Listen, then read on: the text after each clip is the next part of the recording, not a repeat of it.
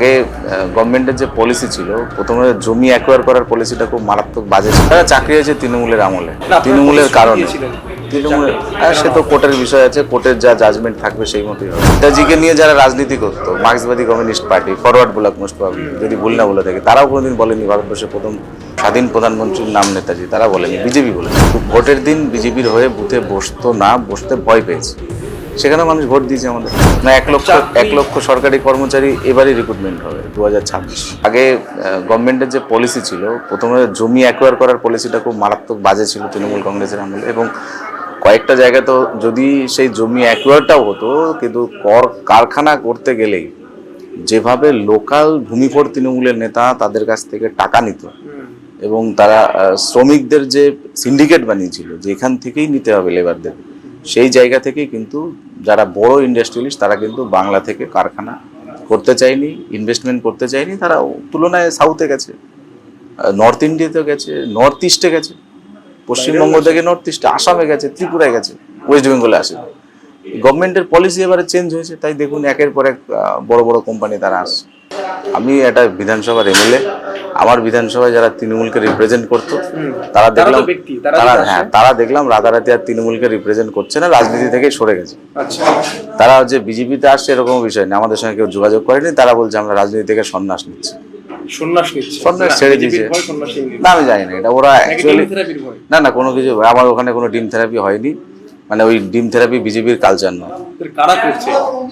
যারা করেছে তারা বলতে পারবে। একটা আইডিওলজির বিরুদ্ধে আমরা লড়াই করেছিলাম, কোনো ব্যক্তির বিরুদ্ধে লড়াই অন্তত ভারতীয় জনতা পার্টির কোনো নেতা কোনদিন বলেনি। আইডিওলজির বিরুদ্ধে আমরা লড়াই করেছি, তৃণমূলের আইডিওলজির এগেনস্ট। এবারে সায়নী ঘোষ বা অন্যান্য যারা সাংসদের বিষয় আছে, এরা নির্বাচনে জয়লাভ করার পরে এরা একটা পার্টিকে রিপ্রেজেন্ট করে না, তার এলাকায় কনস্টিটিউয়েন্সিকে রিপ্রেজেন্ট করে। তো সেখানে দাঁড়িয়ে সায়নী ঘোষ একটা লোকসভার সাংসদ, মেবি যাদবপুর লোকসভার সাংসদ, তো যাদবপুরকে রিপ্রেজেন্ট করে দিল্লিতে। তৃণমূল কংগ্রেসকে রিপ্রেজেন্ট করতো, তৃণমূল কংগ্রেসের হয়ে সঙ্গে যদি থাকে বা থাকতো, আমি উদাহরণ হিসেবে বলছি। তো সেক্ষেত্রে সায়নী ঘোষ, আমি যেটা মানে যতটুকু আমি মিডিয়ার মাধ্যমে জানতে পেরেছি, এরা তৃণমূলের সঙ্গ নাকি ছেড়ে দিয়েছে, দিয়ে তাদের মতো করে একটা জোট তৈরি করে তারা ইন্ডিয়াকে সাপোর্ট করেছে ডেভেলপমেন্টের স্বার্থে, মানে দেশের ডেভেলপমেন্টের স্বার্থে। এটা নিশ্চয়ই আগেকার দিনের 30, 35, 40 বছর আগের পলিটিক্স তো নেই যে নিজেদের স্বার্থে একটা নির্বাচিত গভর্নমেন্টকে ফেলে দেওয়া হলো। এটা হয়েছে এর আগে, দিয়ে আবার ইলেকশন হলো, 13 মাস পর ইলেকশন, 12 মাস পর ইলেকশন, এটা হয়েছে আমাদের দেশে। তাতে কি হয়েছে, পাবলিকের উপরে বিরাট বড় বার্ডেন চেপেছে। তো সেই জায়গাতে যদি কেউ ডেভেলপমেন্টের স্বার্থে, দিল্লির মতো অত বড় পলিটিক্স তো আমি বুঝি না। আমি রাজ্যের লোক, জেলার একটা ছোট্ট যুবর দায়িত্বে আছি। জেলার ক্ষেত্রে অন্তত আমি যদি বলি, তাহলে আমাদের নদিয়া জেলাতে এরকম কোনো ঘটনা নেতৃত্ব বুঝবে। না, আমি এমএলএ নিতে পারে না কাউকে, এমএলএ বাদও দিতে পারে। ভারতীয় জনতা পার্টিতে এমএলএ কাউকে গ্রহণও করতে পারে না, বাদও দিতে পারে। পার্টি যদি ডিসিশন নেয়, আমি পার্টির একজন মানে গুড বা নর্মাল কর্মী হিসাবে পার্টির সিদ্ধান্ত অলওয়েজ শিরোধার্য। না, আমি একটা জিনিস এখানে বলবো যে আপনি মূলত যেটা বলতে চাইছেন, যারা ব্যবসায়ী আর কি, মানে সরকারি পরিষেবা তো ডাইরেক্ট দিতে পারে না, কোনো এজেন্সির মাধ্যমে দেয়। এবার এজেন্সি তারা যে গভর্নমেন্ট থাকে সেই গভর্নমেন্টের হয়ে তাদের বেনিফিটে কাজ করে, বা গভর্নমেন্টের যে প্ল্যানিং প্রপোজাল সেই মতোই তারা কাজ করে, অর্থাৎ এটা ওয়ান টাইপ অফ বিজনেস। তো ব্যবসায়ীরা ব্যবসা করবে, তার সঙ্গে নিশ্চয়ই সরকারের কোলাবোরেশন না থাকলে ব্যবসার ক্ষেত্রে অসুবিধা, পাবলিকের ক্ষেত্রেও অসুবিধা। এবারে গভর্নমেন্ট চেঞ্জ হয়েছে, এবার যারা আগে ব্যবসা করতো তাদের তো ব্যবসা ছেড়ে রাতারাতি পশ্চিমবঙ্গ ছেড়ে পালিয়ে অন্য রাজ্যে যাবে না। অবভিয়াসলি তারাও তাদের পলিসি চেঞ্জ করে বর্তমান সরকারের পলিসির সঙ্গে অ্যাডজাস্ট হয়ে তারা কাজ করবে। যেভাবে সিপিএম এর আমলে যারা ব্যবসা করতো, তারা পরবর্তীকালে তৃণমূলের হয়ে, মানে তৃণমূল সরকারের আন্ডারে তারা যখন ব্যবসা করে, সেক্ষেত্রেও তারা তাদের তৃণমূলের যে পলিসি, সেই পলিসিকে অনুসরণ করেই হয়তো কাজ করেছে। এবং আমাদের যা গভর্নমেন্ট যে পলিসির উপরে চলছে, আমাদের গভর্নমেন্টের যে স্কিম, তারা যে এজেন্সির মাধ্যমে কাজ করবে, নিশ্চয়ই গভর্নমেন্টের যে আইডিওলজি তার উপরে দাঁড়িয়ে তারা কাজ করবে। এর সাথে রাজনৈতিক ক্ষেত্রে কতটা ম্যাচিং এর বিষয় আছে আমার মনে হয় না। তার কারণ হচ্ছে, আজকে যারা অ্যাডমিনিস্ট্রেটিভ চেয়ারে বসে আছে, তারা তো একটা সময় তৃণমূলের অ্যাডমিনিস্ট্রেটিভ চেয়ারে বসেছিল। তার মানে তো এটা নয় যে ওই আমলে যারা অ্যাডমিনিস্ট্রেটিভ চেয়ারে বসেছিল তারা তৃণমূল করতো। তারা সরকারি চাকরি করে, গভর্নমেন্ট সার্ভেন্ট। গভর্নমেন্ট যেভাবে তাদেরকে কাজে লাগাবে তারা সেই মতো কাজ করবে। আমার বাস্তব অভিজ্ঞতা হয়তো নেই, কিন্তু অনেক জায়গাতে হয়তো কিছু ক্ষেত্রে তাদের বাস্তব অভিজ্ঞতা হয়তো তারা দেখেছে যে একটা মেজর পোর্শন হয়তো তাদের মনে হয়েছে কোনো জায়গাতে যে তারা এই অন্নপূর্ণার যে স্কিম, সেই স্কিমের হয়তো প্রথম দিকে মেবি এটা ফার্স্ট লটের কথা আপনি বলছেন, যে সেখানে যেহেতু সিলেক্টিভ নাম্বার অফ পিপলসকে দেওয়া হয়েছিল, মোস্ট পাবলিক 20 থেকে 25 লক্ষ অ্যাকাউন্টে টাকা দেওয়া হয়েছিল। এবার রাজ্যে প্রায় আজকের দিনে প্রায় 2 কোটির কাছাকাছি আমি শুনেছি, এক্স্যাক্টলি ফিগার আমি জানি না, যে আবেদন করেছে। তার মধ্যে অনেকেই প্রচুর পরিমাণ ব্যক্তিগত সম্পত্তি থাকার পরও তারা আবেদন করেছেন। তো আবেদন করা উচিত নয়, তাদের করা উচিত হয়নি। তো এই সংখ্যা বাদ দিলে আমার ধারণা প্রায় 1.5 কোটি এরকম থাকবে, যারা হয়তো বা 1.5 কোটি থেকে কিছু কম বেশি এরকম হতে পারে, যে সংখ্যাটা হয়তো অন্নপূর্ণা যে গভর্নমেন্ট যে পলিসি ভাবছে সেই পলিসির কাছে তারা পেতে পারে। তো সেই জায়গাতে যখন 20 লক্ষ বা 25 লক্ষ লোককে দেওয়া হবে, তাহলে পার্সেন্টেজ হিসাব করলে দেখা যাবে যে মেজরিটি পায়নি যারা পেতে পারে। ফলে সেই জায়গাতে যে পায়নি সে যদি বিজেপির সাপোর্টার হয়ে থাকে, সে মনে করছে আমি বিজেপি করি বলে পাইনি, এটাও হতে পারে। এটা থিঙ্কিং অন অ্যানাদার মানে পয়েন্ট অফ ভিউ থেকে যদি আমি দেখি, অন্যভাবে যদি ভাবি, কারণ আপনি চাইছেন 1.5 কোটি বা 1.40 লক্ষ মানুষকে দেবেন, আপনি প্রথম লটে দিয়েছেন 20 বা 25 লক্ষ, তাহলে বাদ গেল কত, তার পার্সেন্টেজ কত? তাহলে তার মানে আপনি বেশিরভাগটাই দেখছেন পাইনি।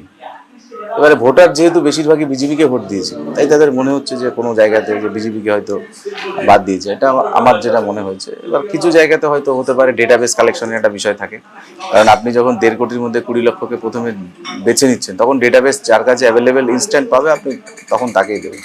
কিন্তু গভর্নমেন্টের মোটিভ রয়েছে যে আপনি যারা যোগ্য পশ্চিমবঙ্গে, যে সমস্ত মায়েরা বোনেরা, মানে যারা প্রকৃত অর্থে দুস্থ পরিবারের লোক, তাদেরকে মাসিক একটা 3,000 টাকা দিয়ে অর্থনীতিতে একটা জায়গাতে তাদেরকে দাঁড় করানো, এবং সেই টাকা তারা যাতে ব্যবহার করে অন্তত অন্য কোনো কাজের সঙ্গে ইনভলভ হতে পারে, তার সন্তানকে পড়াশোনা শেখাতে পারে, টিউশন ফিস দিতে পারে, বা কিছু ক্ষেত্রে পরিবারের আর্থিক হাল কিছুটা ধরতে পারে, সেই কারণে দেওয়া।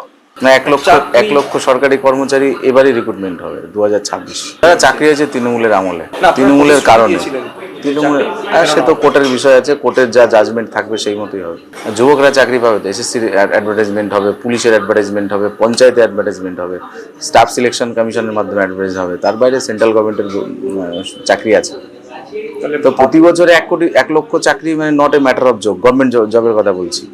তারপরে হিউজ অ্যামাউন্টের আপনি ভারতবর্ষের বিভিন্ন জায়গায় এবং ভারতবর্ষের বাইরে থেকে অনেক বড় বড় multi national company, national company, তারা ওয়েস্ট বেঙ্গলে তারা অফিস খুলছেন, কেউ কারখানা খুলতে চাইছেন, সেখানেও তো হিউজ অ্যামাউন্টের এমপ্লয়মেন্ট হবে। আপনি চাকরি মানে শুধুমাত্র যারা সরকারি চাকরি ভাবে, তাহলে আপনাকে ভাবতে হবে সারা ভারতবর্ষের 130 কোটিও যদি লোক ধরি, তাহলে আমার গভর্নমেন্ট ভ্যাকেন্সি কত আছে, কত পার্সেন্টেজ দাঁড়ায়। আপনি ভারতবর্ষ ছেড়ে দিন, পৃথিবীর সব থেকে উন্নত দেশ আমেরিকাতে চলে যান, আমেরিকায় গভর্নমেন্ট এমপ্লয়িজের সংখ্যা কত পার্সেন্ট, এটা বুঝতে হবে। চাকরি মানে গভর্নমেন্ট সরকারি চাকরি এটা তো নয়। চাকরি মানে তাকে একটা কাজের জায়গা ব্যবস্থা করে দেওয়া।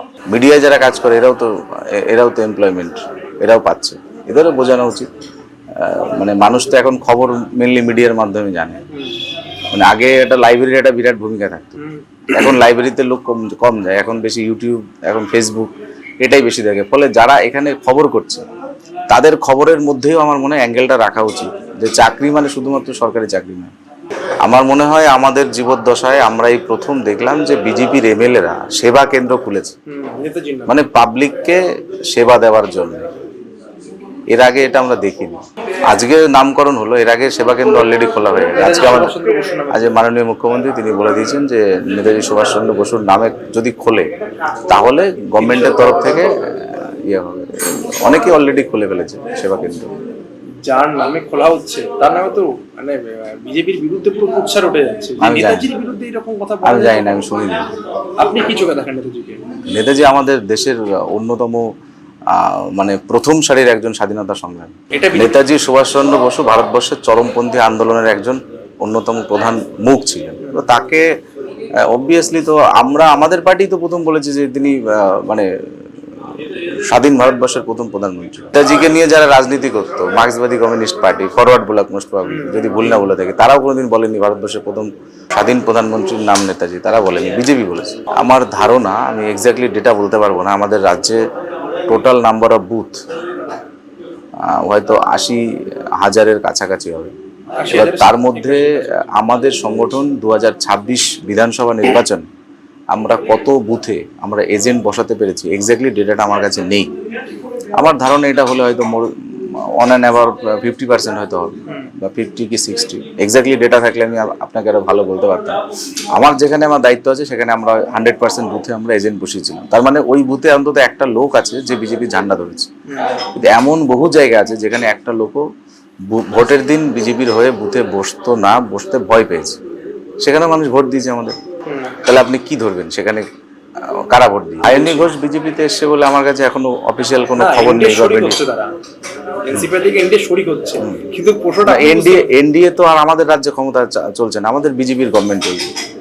এনডিএ দিল্লির বিষয়, দিল্লির নেতারা বুঝবেন, এটা নিয়ে আমার কোনো না। সেটা কে কোন অ্যাঙ্গেলে ভাবছে তার বিষয়, কিন্তু পার্টি যখন আমাদের দলের পার্টি যদি কোনো সিদ্ধান্ত নেয় নিশ্চয়ই তারা ভেবেই সিদ্ধান্ত নেয়, এবং সেই সিদ্ধান্ত নিশ্চয়ই মাথা পেতে নিতে আমার কোনো অসুবিধা নেই, কারণ আমি একজন পার্টির ডেডিকেটেড মেম্বার।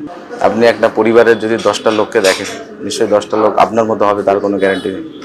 রাজ্য সভাপতি সমীর ভট্টাচার্য বলছেন না, আমি রাজ্য সভাপতির ভাষায় বলছি, রাজ্য সভাপতি ও মুখ্যমন্ত্রীর ভাষায় বলছি, ডিম থেরাপি ভারতীয় জনতা পার্টির কালচার নয়। আমি বলছি যেটা বিজেপির কালচার নয় সেটা বিজেপির একজন নেতা এসে অবভিয়াসলি আমি চাই বন্ধ করবো। এটা আমাদের রাজ্য সভাপতি ও মুখ্যমন্ত্রী, একজন সংগঠনের টপ বসে তিনি বলেছেন, এবং একজন যিনি অ্যাডমিনিস্ট্রেশনের প্রধান তিনি বলেছেন। ফলে সেই জায়গায় আমাদের বলার তো কোনো জায়গা নেই।